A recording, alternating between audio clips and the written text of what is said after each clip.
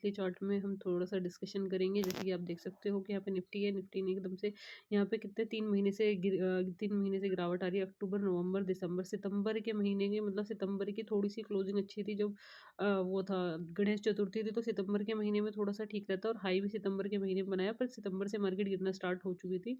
और यहाँ पे जब अगस्त में जब गिरी, तो अगस्त में जब देख सकते हो कि यहाँ से थोड़ा-सा इसने यहाँ पे स्पाइक ही आई थी अगस्त के टाइम में, और फिर यहाँ सितंबर, अक्टूबर ये अक्टूबर, नवंबर, दिसंबर में पूरा बियरिश साइन था। और यहाँ से थोड़ा-सा इसने नवंबर में थोड़ा-सा एक लो बनाया था, जो कि 23,263 रुपए का था। यहाँ से लो पे थोड़ा-सा उठने की कोशिश करी थी, और इसने जो नेक्स्ट दिसंबर वाला है, दिसंबर में इसने 24,537 का भी हाई ब्रेक किया। 24,537 के बाद फिर इसने जो दूसरा हाई बनाया 24,850 का, 300 रुपये ऊपर भी गया, और वहीं से 24,800 से 23,000 मतलब ऑलमोस्ट 1200-1300 पॉइंट की गिरावट। तो ये सारी चीज़ें देख सकते हो कि कैसे रहा। कि अब हम ये मंथली चार्ट है, और मंथली चार्ट के बाद हम देखते हैं weekly chart. Let's see to the weekly chart. Weekly chart में तो मैं आप यहाँ पे देख सकते हैं कि यहाँ पे जो गिरना स्टार्ट 23 सितंबर के बाद जो जो सितंबर वाला टाइम था, वहीं से मार्केट ने गिरावट स्टार्ट करी। सितंबर में आप देखोगे कि 23 सितंबर से मार्केट ने पूरा का पूरा यहाँ पे हाई बनाया 26,137 का, 26,137 से। और जो 26,277 का जो ऑल टाइम हाई था, 26,277, 26,137, 26,137 से मार्केट ने इनगल्फिंग बनाई। और देन उसके बाद छोटे छोटा ये रहा। यहाँ पे एक रिवर्सल मिला नवंबर के टाइम में, 18 नवंबर के आसपास। और फिर यहाँ पे इस वाली कैंडल का हाई ब्रेक नहीं कर पाई, जिसका जो था 24,980। और फिर यहाँ से दोबारा से 24,837 के आसपास, और यहाँ से फिर दोबारा से एक बियरिश कैंडल शो हुआ, जो कि बहुत अच्छा वीक रहा, बियरिशनेस रही। और यहाँ पे तुम देख सकते हो कि यहाँ पे पूरा बियरिश डे बना। यहाँ पे हम देख रहे थे कि 1 2 3 दिन से मार्केट कंटिन्यू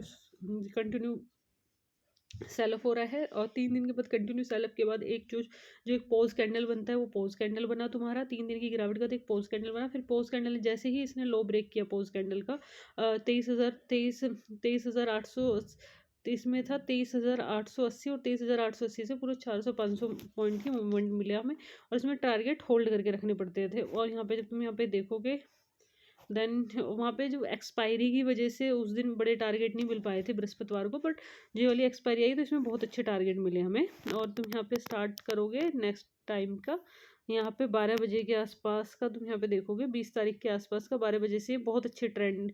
12 बजे तक तो वो ऊपर गई, 12 बजे के बाद जो यहाँ पे आई, मतलब 58 का लो बनाया, 58 का लो बनाने के बाद अच्छे खासे टारगेट दिए इसने 20 तारीख के। तो यहाँ पे तुम्हें देखना पड़ेगा कि यहाँ पे कैसे क्या सपोर्ट है, क्या रेजिस्टेंस है, वो सारी चीज़ें दिखाई देंगी ना, वो चीज़ें तो फिर अच्छी लगती हैं। फिर वो जैसे कि यहाँ पे तुम जस्ट मिनट प्लीज़ फुल। हाँ, तो यहाँ पे तुम यहाँ पे जब ये देखोगे ना, यहाँ पे कि यहाँ पे कैसे सपोर्ट है, इसका स्टॉप लॉस क्या है, टारगेट क्या है।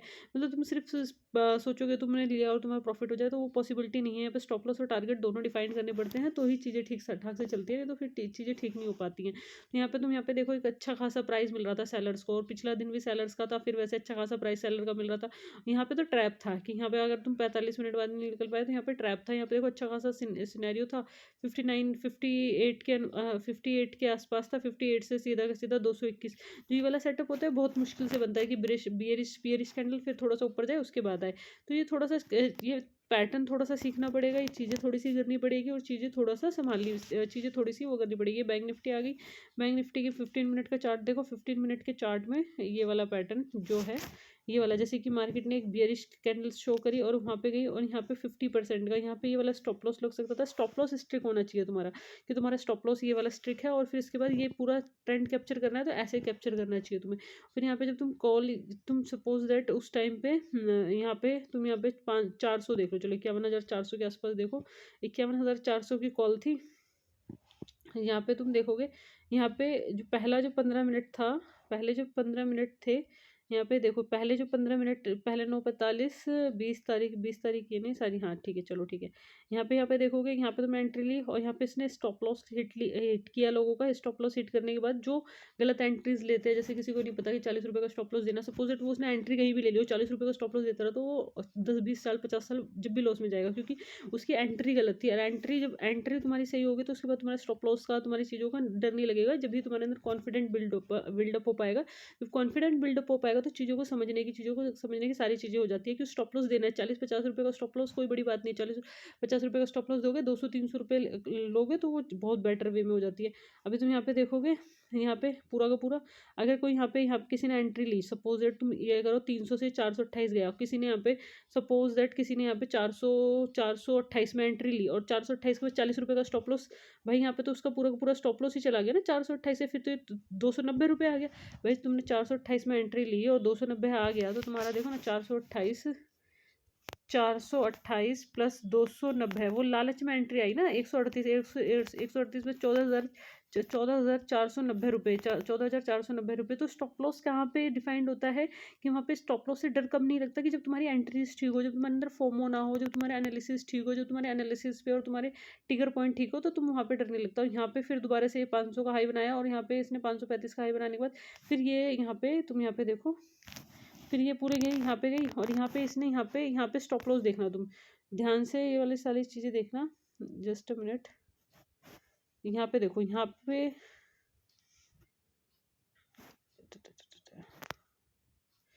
देखो, ये जो प्रीवियस कैंडल का 264 रुपये और यहाँ पे जो ये इसने लाया 284 रुपये, 264, इस वाली कैंडल का भी एक 264 रुपये के आसपास का बन सकता था, 264, क्योंकि ये वाला पैटर्न मेरे को सबसे अच्छा लगता है, ये वाला पैटर्न। और यहाँ पे 264 रुपये में एंट्रीज थी, 264 रुपये में एंट्री थी, 264 के बाद ये अच्छा खासा यहाँ पे तुमने 800-900 रुपये के तुम्हें एंट्री, और कोई भी एक भी कैंडल का स्टॉप लॉस नहीं आया। तो जो जिस दिन ट्रेंडिंग होती है ना, वो ट्रेंडिंग ये वाली होती है, ये ट्रेंडिंग नहीं होती ये बड़ी सी कैंडल बन जाए, ये ट्रेंडिंग में नहीं आती, ये जस्ट ट्रैप कैंडल्स होती है। ट्रेंडिंग कैंडल्स ये वाली होती है, ये वाली कैंडल जो होती है ट्रेंडिंग कैंडल्स होती है।